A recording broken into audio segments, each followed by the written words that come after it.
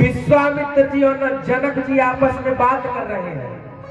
विश्वामित्र जी सब पोल खोलने वाले थे कि ये राम जी साक्षात ब्रह्म है, लेकिन राम जी ने कहा, विचार किया कि कहीं मेरा पोल न खुल जाए, इसलिए इनको रोकना पड़ेगा। और बीच में बोलना भी ठीक नहीं है। जहां दो लोग बात कर रहे हो वहां तीसरा नहीं बनना चाहिए। 5 प्रकार के मूर्ख होते हैं। कितने मूर्ख? 5 प्रकार के महामूर्ख। मूर्ख तो सब ही है, लेकिन 5 महामूर्ख होते हैं।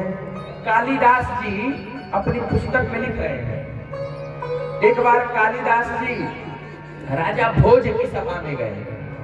कालिदास जी जब राजा भोज की सभा में गए, कालिदास संस्कृत के बहुत बड़े विद्वान थे। राजा भोज ने कहा, आइए मूर्ख जी बैठिए। कालिदास ने कहा, मैं इतना बड़ा विद्वान, ये मुझे मूर्ख कह रहे हैं। कालिदास ने कहा, राजा भोज, महामूर्ख 5 प्रकार के होते हैं। 5 महामूर्ख होते हैं। चलो ध्यान से सुनिए, मैच करिएगा अपने से। गतम न सोचामि कृतम न मन्ये, हसम न जल्पे खादम न गच्छामि, द्वाभ्याम न तृतीयो भवेत् राजन्, पंचधा विभजन वित महामूर्खम च मोदते। 5 महामूर्ख होते हैं। गतम न सोचामि, पहला महामूर्ख कौन है? जो बीती हुई बातों को सोचता है। बीती हुई बातों को जो सोचे वो महामूर्ख। और दूसरा कृतम न मन्ये, कोई काम करके कहे मैंने किया है, मैंने किया है, तो महामूर्ख दूसरा नंबर का। हसम न जल पे, जो बात बात पे हंसता है, ही। जहां हंसने की बात आए वहां हंसो, लेकिन अब हर बात में हंसो क्यों? सुखला जाए। इसीलिए जो बात बात में हंसता है वो महामूर्ख है।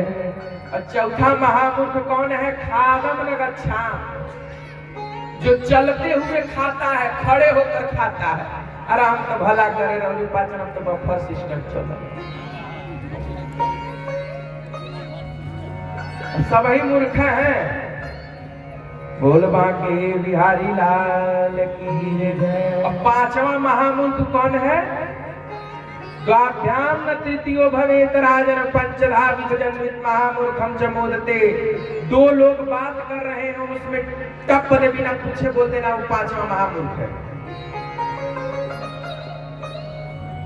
कालिदास ने कहा, राजा भोज, मुझमें ये 5 गुण नहीं है, फिर तुमने मुझे महामूर्ख क्यों कहा?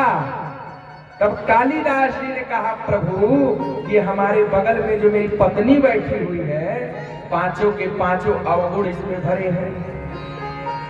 यदि मैं इसे सिखाता तो क्रोधित हो जाती।